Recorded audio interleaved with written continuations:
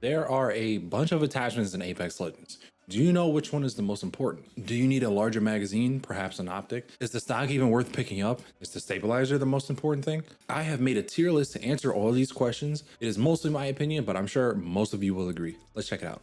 Before we begin, I'm sure you played at least a little bit of Apex Legends. When it comes to rarity, the white version of, let's say, a stock or a stabilizer is going to be the most basic version, and the purple is going to be the best version.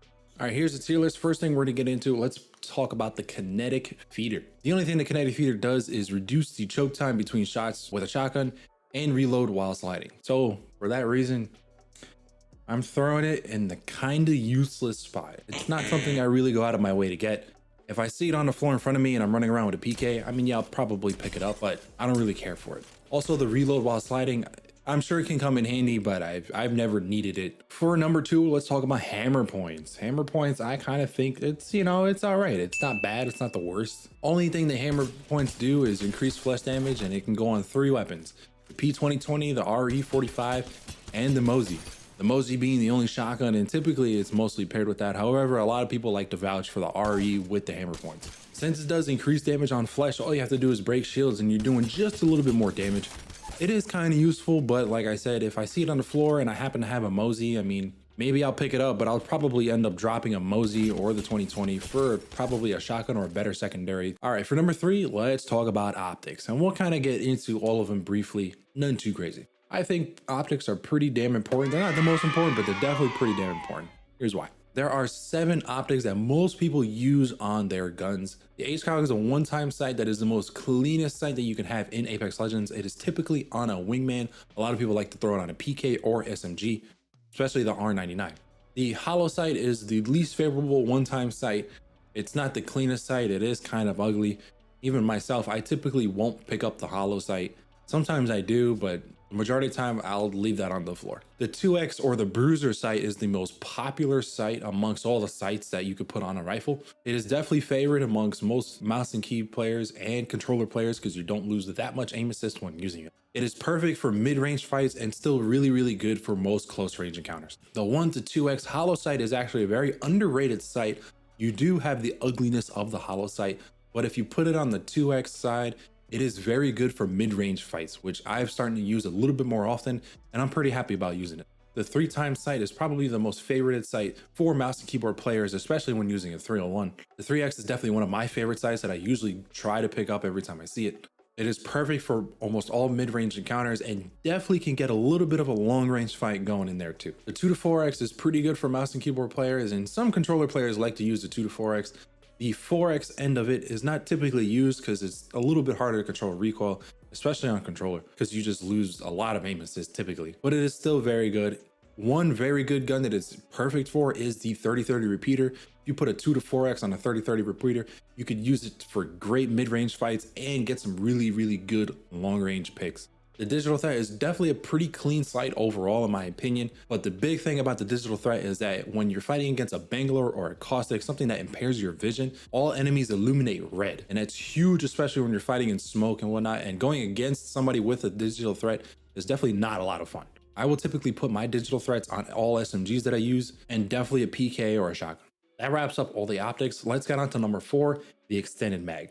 The extended mag is definitely most important, or fits in the most important category, mainly because one clip abilities or the ability to knock somebody in one magazine is huge. You could definitely set the dynamic of a fight and have an easy advantage, especially when you're playing ranked, to go from a 3v3 situation to now a 3v2 situation, automatically having the advantage. Even a white mag is better than having no mag. Now, of course, when it comes to the extended mags, you do have the gold version of the extended mag. Having the gold version allows you to automatically reload when the gun is away or you're using another gun, which is huge in close range encounters. Number 5, we're gonna talk about the Deadeye's Tempo. Deadeye's Tempo, in my personal opinion, is pretty useless. The only thing it was really good for, and it could go on, is the bow and the sentinel. And all Tempo does is allow you to shoot faster as long as you keep the right tempo. And you have to kind of time it correctly too. You can't just shoot as fast as you want. Also on the sentinel, the tempo doesn't really help you out when the sentinel's charged. So it's kind of useless in my opinion. To follow up with the next one, I think right behind it, that's going to sit right next to it, sniper stock, is pretty useless because, to be honest, Even when I'm shooting at longer ranges, the sniper stock, all it really does is hold a steadier shot, so there's less drift. I could still line up a good shot even at longer distances pretty well and pretty easily for the most part. Does it help? Yeah, but you know, if I'm running a sniper, stock isn't the first thing I'm thinking about. I'm thinking about maybe an extended mag or a sight. For the next one, we're gonna talk about shatter caps. Shatter caps, I think, is kind of useless. It does have some usefulness, but I think it is kind of useless. Mainly, it just goes on the bow sec. So basically, all it does is take that arrow and it splits it into multiple arrows, and it just gives you better hipfire capability. Hopefully, if you're running the bow, you're not gonna run into a hipfire scenario that you're gonna need it. I mean, yeah, is it useful? But I'd rather be running an SMG I can switch to than try to hipfire a bow. Now, for a shotgun bolt, this one could be a little controversial. I think it goes in the all right category. Here's why. The shotgun bolt in its description is increased rate of fire / re-chamber time. So if you're running an Evo, you can shoot faster. Same thing for a Mozambique. And if you're running a PK, the re-chamber time is reduced. However, you could still do 110, 120 damage. You just have to hit your shots. It does not impact the amount of damage that you output with a shotgun if you throw a bolt on or not. Now, of course, I will typically find a shotgun bolt because it is advantageous, especially when running a PK. You do want a quicker re-chamber time.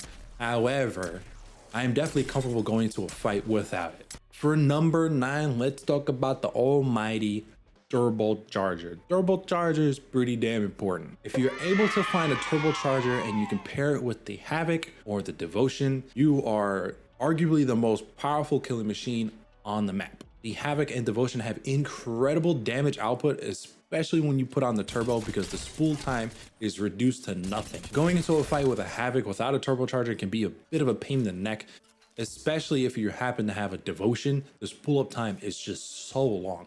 Somebody will get a couple shots on you before you even start shooting, let alone having accurate shots with a Devotion. So typically most people, if they see a Turbocharger, they'll try to look for a Havoc or a Devotion so that they can run it for that game. The only issue is that you'll run into is that typically later in end games, you might have to drop it because not everybody runs energy, especially with the Volt and the care package. There's not too much energy floating around at the end games, but because you have to pair it with those two guns, it's gonna go from most important to pretty important. For number 10, boosted loader, I'm gonna throw that on it's all right. All boosted loader does for you is reload faster for a wingman or a hemlock, but you have to time it correctly. The boosted loader is most popular on the wingman, and when you're using it on the wingman, when you get down to the last 2-3 shots, you wanna reload within that time. You'll get the faster reload animation, so it reloads literally within like 0.75 of a second, and it gives you 2 to 3 more shots depending on what magazine you have. So if you're running a purple heavy mag on the wingman, you go from 9 shots to 11 as long as you reload within that key time. How do you know you're in that key time? Well, if you look at the bottom right hand of your corner when it tells you how many bullets you have before you reload,